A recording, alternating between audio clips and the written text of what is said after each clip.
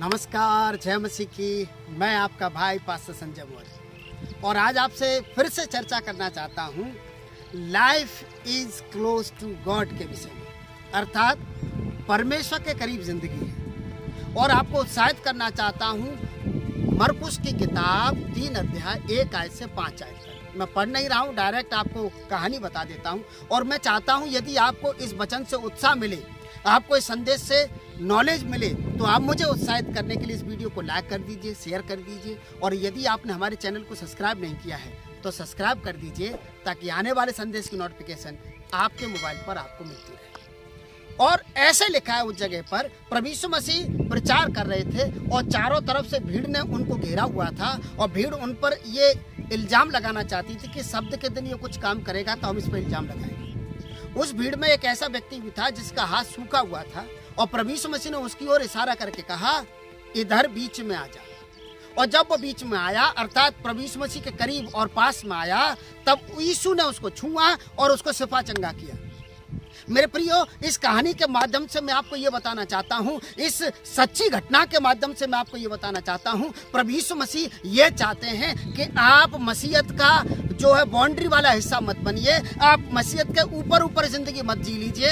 आप सच में उसके अंदर अर्थात प्रभु यीशु मसीह के करीब में जिंदगी जीना शुरू करिए। आपके जीवन पर कल्याण होगा, आपका जीवन हरा भरा होगा और आशीषित होगा प्रभु यीशु मसीह के नाम से। ये जवान जिसका हाथ सूखा हुआ था, ये किनारे की जिंदगी जी रहा था। ये किनारे पे खड़ा होकर के प्रभु यीशु मसीह को देख रहा था, सुन रहा था।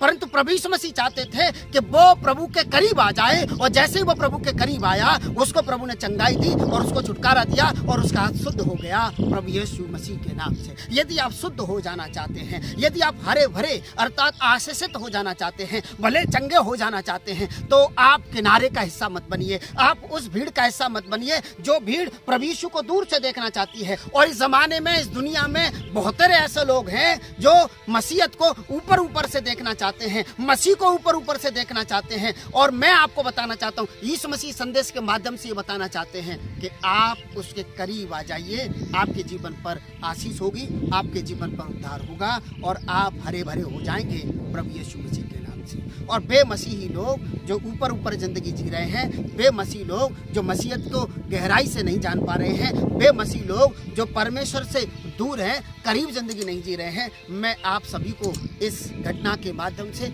इस संदेश के माध्यम से इंकरेज करना चाहता हूं कि आप उसके करीब जाइए। आप सांसारिक भीड़ का हिस्सा मत बनिए, आप किनारे की जिंदगी का हिस्सा मत बनिए। आप अंदर जाइए, परमेश्वर के पवित्र स्थान में जाइए, पवित्र भवन में जाइए, उसके करीब जाइए। आपको जिंदगी मिलेगी, आपको उद्धार मिलेगा प्रभु यीशु मसीह के नाम से। क्यों?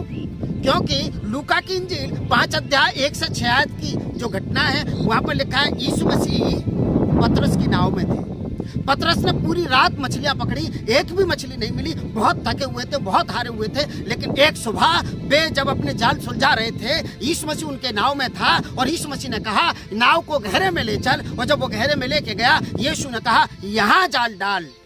और उसने कहा, प्रभु पूरी रात हमने मछलियां पकड़ी हैं, कुछ नहीं मिला है, लेकिन तू कहता है तो हम जाल डालेंगे। और उन्होंने प्रभु यीशु मसीह के कहने के अनुसार अपने नाव गहरे में लेके गए और उन्होंने जाल डाला। और लिखा है, इतनी मछलियां आई कि उनके नाव डूबने पर थी, उनके जाल फटने पर थे। और उन्होंने पड़ोसियों को बुला करके उन नावों में और बाकी मछलियां भर ली और छोटी छोटी मछलियां फिर से पानी में डाल दी गई थी।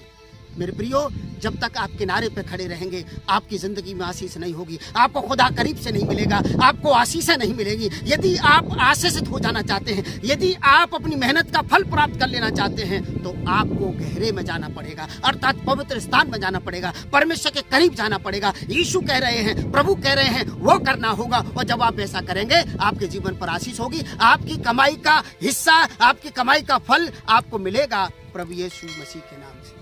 मेरे प्रियो, दवा हाथ में रखने से बीमारी दूर नहीं होती है, उसको खाना पड़ता है। हो सकता है आपके हाथ में बाइबल होगी, हो सकता है आपके घराने का कोई व्यक्ति दुआएं भी करता होगा। मैं आपको बताना चाहता हूं, जब तक आप नदी के किनारे पे बैठे होंगे आपकी प्यास नहीं बुझेगी। आपको नदी में जाना पड़ेगा, उसको पीना पड़ेगा, तब आपकी प्यास बुझेगी। वैसे ही वे लोग जो मसीहत के किनारे किनारे जिंदगी जी रहे हैं, जिनको मसीह सिर्फ कल्चर वाइज अच्छी लगती है, जिनको थोड़ा सा फ्रीडम महसूस होती है मसीह में, इस कारण से वो मसीह को पसंद करते हैं और उनको थोड़ा मॉडर्न जिंदगी जीना है। इसलिए यदि आप मसीह को पसंद करते हैं तो आप गहराई में नहीं है। आपने मसीह को गहराई से नहीं जाना है, आपने मसीह को करीब से नहीं जाना है। यदि आपने करीब से जाना होता, आपकी जिंदगी पर उद्धार होता, आपकी जिंदगी पर आशीर्वाद होता और आप खुशहाल और भरी पूरी और हरियाली वाली जिंदगी जीते प्रभु यीशु मसीह के नाम से।